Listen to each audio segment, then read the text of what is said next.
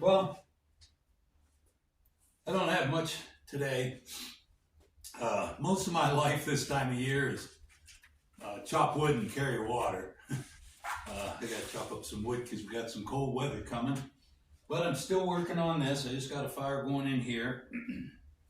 I'm still working on this, but I'm starting to see change in the leather part. And these are coming out just a little bit stiff, but I can put some more. You can see where the color's changing to white leather. But there's places where there's spots where I think I got to put some more. This one here is really starting to come out good. And here's what the leather looks like. This piece here is kind of finished out. So this afternoon when it gets a little warmer, I'm going to work this some more. And I'm working it a little bit now. And then I'm going to smear some new stuff on there for a couple of more days. And I really think that that stuff's going to come out good. I got to start making the bags that these are going to go on. So anyway, that's what I'm working on. I got to run to town and get some more wood for my house project, some more tongue and groove, and a dump run that goes into packing whatever and carrying water. I don't carry much water, but this time of the year I have to run a hose out to the horse trough and then roll it up afterwards and drag it in the shop, otherwise it'll freeze. So it's still kind of the same thing. Anyway, grab a cup of coffee and stick with me today, but I guarantee I'm going to do some shooting before the day's through. So hang with me. What are you doing? Where'd you go, Jax? Where'd you go, Jackson?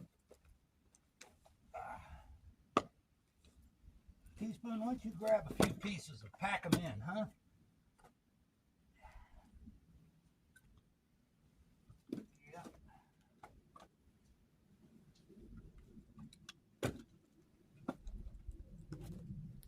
Teaspoon, grab a piece of wood and bring it in.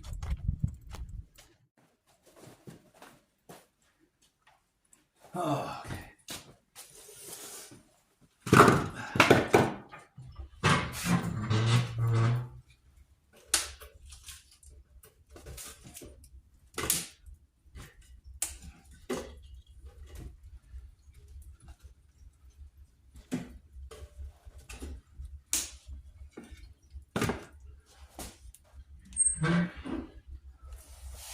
Well, that ought to help warm us up for a while. And it seems we meet again. We've been talking about, or I've been shooting my black powder muzzleloaders a lot lately, so it prompted me to pull out a couple of books that I have that are interesting. If you can find them on the internet, they're older books. I think some of them were first copyrights are early 70s. And this one, I think, was even earlier than that. This is, as we were talking about Hawken rifles, this is the deal about the Hawken. It's by Hansen, Charles Hansen. Let's see, this one was copyright 1979 on this one. These books are interesting. This one here it has the Hawken place in history, but it has a little bit of history of the people, the gunsmiths, and, you know, to read magazine articles or things, they mention the Hawken shop in St. Louis, you know, and it would make you think that that was the only gun manufacturer in St. Louis. And when you read this, or in other areas, not necessarily just St. Louis, but there was Tryon. They were making rifles. I can't even remember them all. It's interesting. These two, the other thing that's interesting too is we shoot these buffalo rifles and we talk about buffalo hunting and the buffalo harvest and all that. Well, when J.P. Gemmer took over the Hawken shop, it was like the late 60s, 1868. He was still producing plains rifles, which was basically what this one was. Similar. This was a copy. I built this. This is a copy of the rifle that that Hawken built for James Bridger, and I kind of copied it. They were still selling these guns for the buffalo harvest, and so a lot of the buffalo guns that we have today and we celebrate as buffalo guns, they missed that big era of time. Just like a lot of the Hawken rifles, as we know them, Hawken was making rifles in the beaver days, the beaver trapper days, okay? But until they started getting into the mountain rifle and the plains rifle and those rifles, now every mountain man had a Hawken rifle, when most of the riflemen, a Hawken rifle as we know it, you know, this type of Hawken rifle. I'm sure the Hawken shop built trade guns and smooth bores and all kinds of different guns. So it's interesting to read these books and know it, some of the stuff. Now there's two books, and they're both by John Bayard.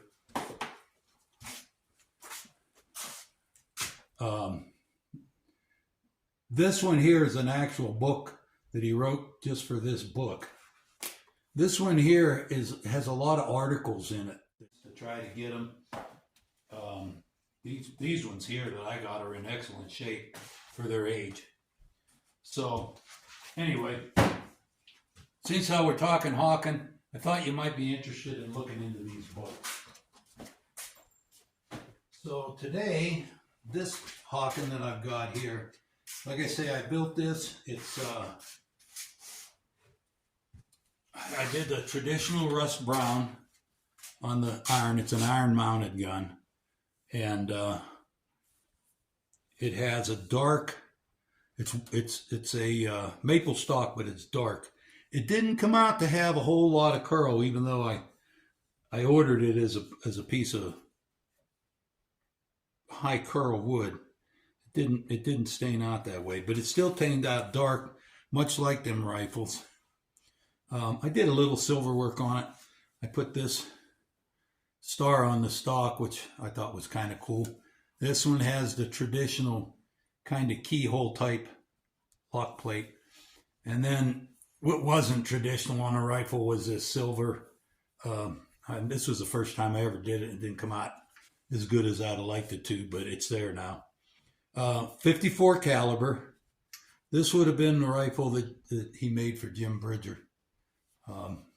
Later on, like in about I think it was somewhere around the 40s. Anyway, I think this one here has been sniffling a little bit because I've been shooting all the other guns and not this one. So I thought maybe we'd roll a bolt on this one a little bit and see how it shoots. So the sun is coming out. I don't know. I might go to town and get my wood first and then come back and shoot this. But if you grab a cup of coffee, it won't seem like that long of a wait. And we'll shoot this gun. Let's go. Yeah, I have no idea where it's sighted. I don't shoot this one much, so let's just see.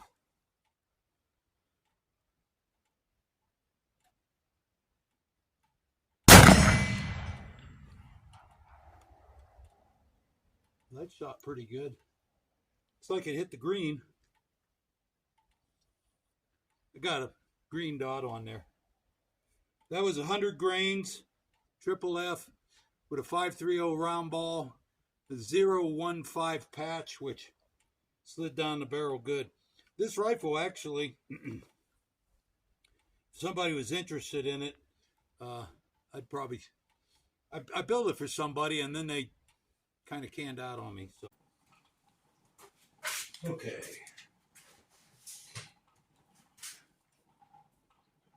Well, anyway, I'm using 100 grains, 3F powder, 0.15 patch that's pre-greased with Wonder Lube, and a 5.30 round ball. Lots of folks have barrels that'll take the 5.35 round ball, which is just a little bigger. This one's tight with an 0.50 or an 0.15 patch, and it's not real tight. It's adequately tight with that patch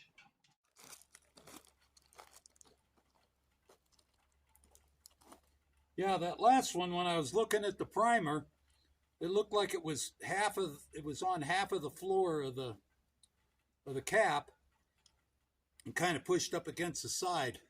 And it fired okay. If I was hunting though, I would have ditched that. I would have it shot and all that, but if I was hunting, I wouldn't have took a chance on it. All right, let's see if we can keep up our good luck here. Yes.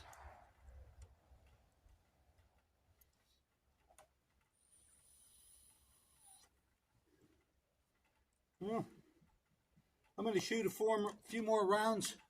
Then I'm going to head back and get my truck loaded up, go to the dump, get my wood, and go back to work. But, you know, it's nice to get out and shoot. I'm going to shoot maybe 4 or 5 more rounds, and then I'm going to get to work. But, yeah.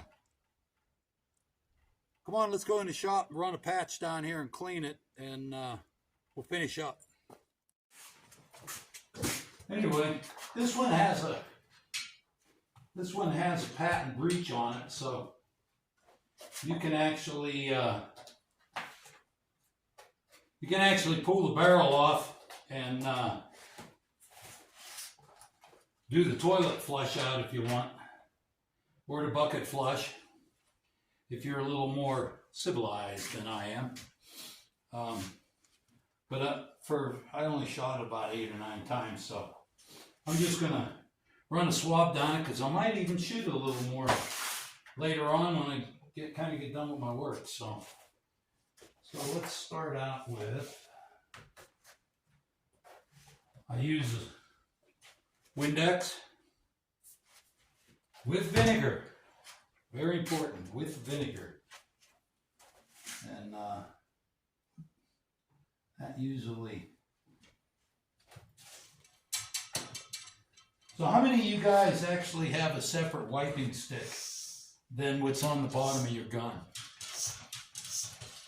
I generally, when I'm shooting at a range or in my shop here or whatever, I won't use the wiping stick that's on the gun, or the ramrod, which is another word for the same thing. I'll use this one to wipe, clean, load, and do everything.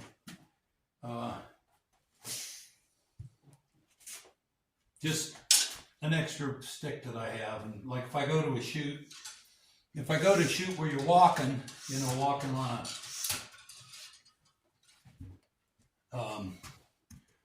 a trail and taking shots, then I'll use my stick on the gun.